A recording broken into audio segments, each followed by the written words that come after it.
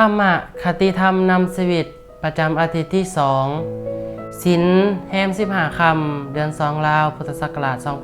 2568ปี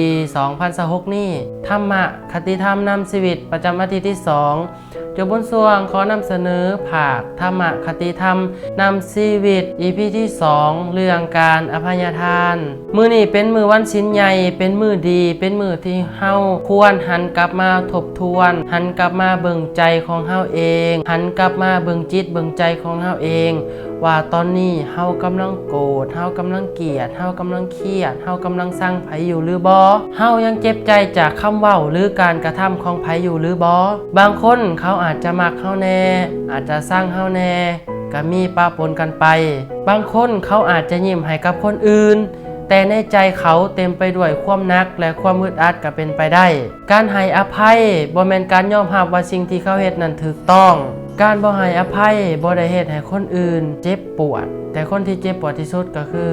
จิตใจของเฮาเองการให้อภัยบ่แม่นการยอมรับว่าสิ่งที่เขาเฮ็ดนั้นถูก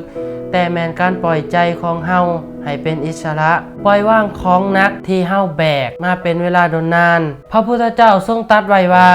อภัยทานเป็นทานอันยิ่งใหญ่เพราะการให้อภัยบ่ได้ใช้เงินแต่ใช้ความเมตตาและความกล้าหาญของจิตใจมื้อนี้เนื่องในวันสิ้นใหญ่ถ้าเฮายังโกรธเครียดเกลียดแค้นไผอยู่ก็ลองปล่อยจิตปล่อยใจของตนเองลองปล่อยวางบ่จำเป็นต้องลืมให้ได้ในทันทีแต่ขอให้จิตใจของเฮาเบาบางลงก่อนเมื่อใจเฮาเบาแล้วจิตใจก็จะนำมาซึ่งความสุขความสบายจิตสบายใจและความสุขก็จะเกิดขึ้นแห่งจิตแห่งใจ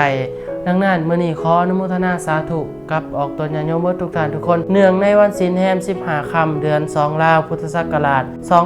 2568วันที่17มังกรปี2026นี้ขอให้ทุกท่านทุกคนจงมีแต่ความสุขความเจริญสุขภาพแข็งแรงโชคมานหังมีร่ำรวยได้สมหมักสมปรารถนามุทุกท่านทุกคนด้วยเถิดสาธุ